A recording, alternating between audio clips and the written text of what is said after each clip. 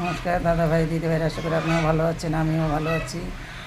বাঙালি রান্নাঘর থেকে বলছি। আজকে দেখেন, আমি 1.5 কিলো ওজনের একটা তেলাপিয়া মাছ নিয়েছি। এই মাছটাকে আমি সিদ্ধ করব। সিদ্ধ করে এটাকে আমি কি রান্না করব আপনারা দেখেন।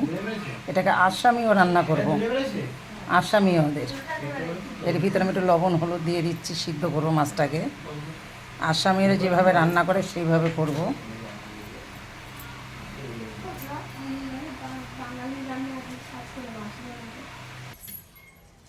এখন আমি মাছটাকে সিদ্ধ করে নিয়েছি। এখানে আছে আমার 1.5 কিলো মাছটা, তেলাপিয়া মাছটা। এখন আমি কাঁটাটাকে ছাড়িয়ে নেব, সম্পূর্ণ কাঁটাটাকে আমি ছাড়িয়ে নেবো এইভাবে।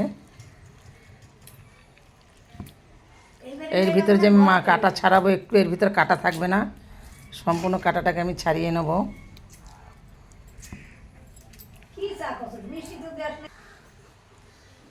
মাছটাকে আমি ছাড়িয়ে নিয়েছি, সম্পূর্ণ কাঁটাটাকে আমি ছাড়িয়ে নিয়েছি। এর ভিতরে দিয়ে দেবো আমি একটু শুকনো লঙ্কার গুঁড়া, এবার দিয়ে দেবো একটু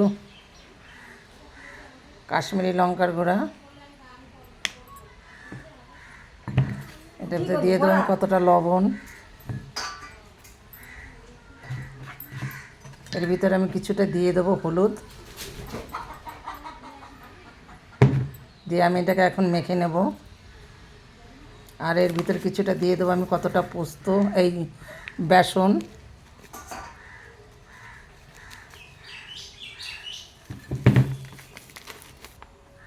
এখন আমি এটাকে মেখে নেব। আমার তেলটা গরম হয়ে গেছে, এখন আমি দিয়ে দেবো এই যে তেলাপিয়া মাছটা দেখিয়েছিলাম, সেই মাছটা আমি কোপ্তা করেছি, সেটাকে আমি এখন ভেজে নেব।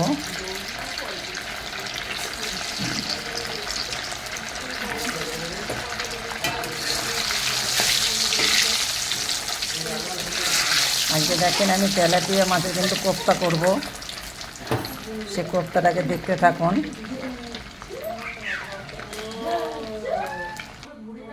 আমি কোপ্তাটাকে ভেজে নিয়েছি, এরপর দিয়ে দেবো আমি 1 টুকরা লবঙ্গ, দারচিনি, তেজপাতা, 3টে এলাচ।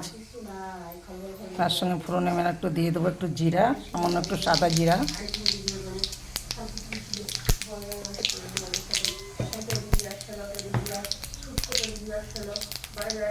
এরপরে দিয়ে দিচ্ছি আমি কিছুটা পেঁয়াজ বাটা।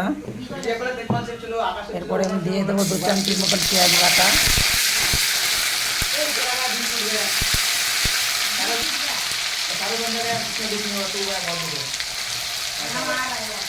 এর সাথে দিয়ে দেবো আমি একটু টমেটো বাটা।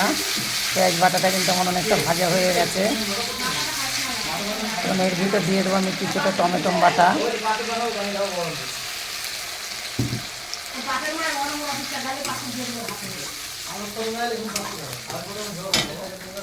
এর সাথে দিয়ে দেবো আমি কিছুটা আদা রসুন বাটা।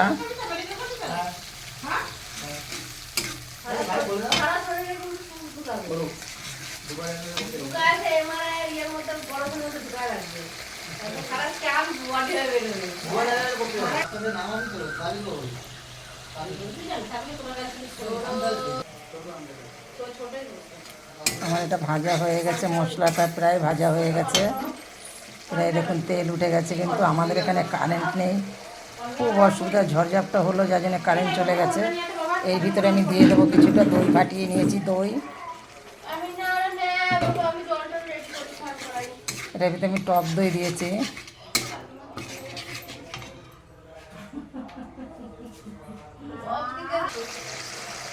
আমার এটা কিন্তু ভাজা হয়ে গেছে। এর ভিতরে আমি দিয়ে দেবো কিছুটা চিনি,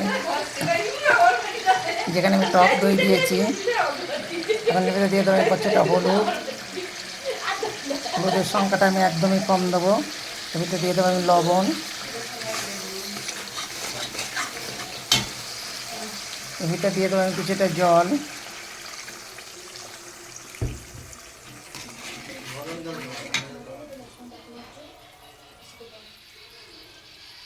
আমার জলটা ফুটে গেছে, এখন আমি দিয়ে দেবো তেলাপিয়া মাছ যে কোপ্তাটা করেছি, সে কোপ্তা ভাজাটা আমি দিয়ে দেবো।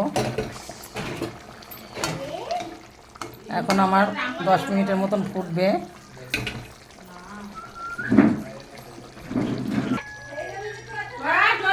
আমার এটা কিন্তু হয়ে গেছে। আমি এখন নামানোর সময় দিয়ে দেবো কিছুটা গরম মশলা। আমি সামান্য একটু গরম মশলা দিয়ে দেবো। তার সাথে দিয়ে দেবো আমি হাফ চামচি ঘি। দেখুন আমি তেলাপিয়া মাছের কোপ্তা করেছি। আমার কোপ্তাটা খুব সুন্দর হয়েছে। দেখুন আমার তেলাপিয়া মাছের কোপ্তাটা দেখে তো দয়া করে আমার একটা কমেন্ট লাইক শেয়ার করবেন, তাতে আমি খুব খুশি হব। দেখুন তেলাপিয়া মাছের কিন্তু কোপ্তা আমি কী কী করে মাছটা করেছি সেটা সম্পূর্ণটা দেখিয়েছি আপনাদের। আমার মাছটা দেখে, কোপ্তাটা দেখে আমাকে একটা লাইক কমেন্ট শেয়ার করবেন, তাতে আমি খুব খুশি হব। দয়া করে আমার ভিডিওটা একটু দেখবেন।